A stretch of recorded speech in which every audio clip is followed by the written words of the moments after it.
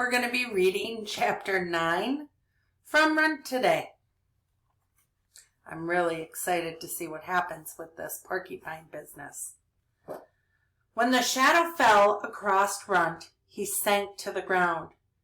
It was as he had fully expected, one of them, a human. He went utterly still. The dark odor enveloped him, and the strange furless paws reached down and lifted him. His heartbeat slowed, his muscles went limp.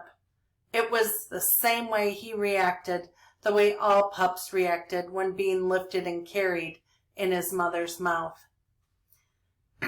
Even when another human appeared and the two hovered over him, gabbling incomprehensibly, he lay in the creature's arms, perfectly still, waiting.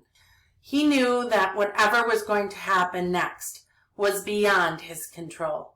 The one who had lifted him carried him to a place near the human nest, then put him down, but continued to hold him. Runt didn't struggle. He had no strength to run, even if he had been let free. The other produced a hard object and began pulling the quills, twisting and turning to get past the cruel barbs. Runt cried out once, a high, sharp yip, then let himself slip into an even deeper stillness. The pain and the relief from the pain were so mixed that he hardly knew whether to tear at his captors or to lick them in gratitude, and so he did neither. He just waited for all to be over, waited still to die. When the humans had pulled the last of the barbed quills from his muzzle, they released him. Runt didn't move. He kept his eyes down, careful not to look at them directly. They were a great deal larger than he, larger even than his father. Who knew what they might do if they were challenged? He had never encountered more ungainly creatures, though.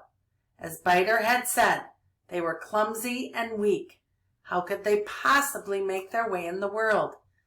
They didn't even have any feathers or fur to cover their ugly bodies.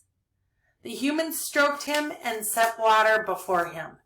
They put down some strange kind of meat, too. Then they went away. Runt watched them go, then slowly, cautiously looked around the clearing. He was so close, inside the shadow of the enormous nest, but nothing stood between him and the forest. Apparently, he was free to go. Nonetheless, he remained where he was, perfectly still. Where would he go if he returned to the forest? Back to suffering? Thinker whose warnings he had ignored? Back to his father with his new tail? At last he dragged himself to his feet, examined the meat and the water the humans had left. Without sampling either, he found a dark corner behind a heavy object and curled into a tight ball. His father was wrong about one thing. For certain, humans did not mean death for wolves. These creatures had helped him. Maybe, after all, this human place was where he belonged.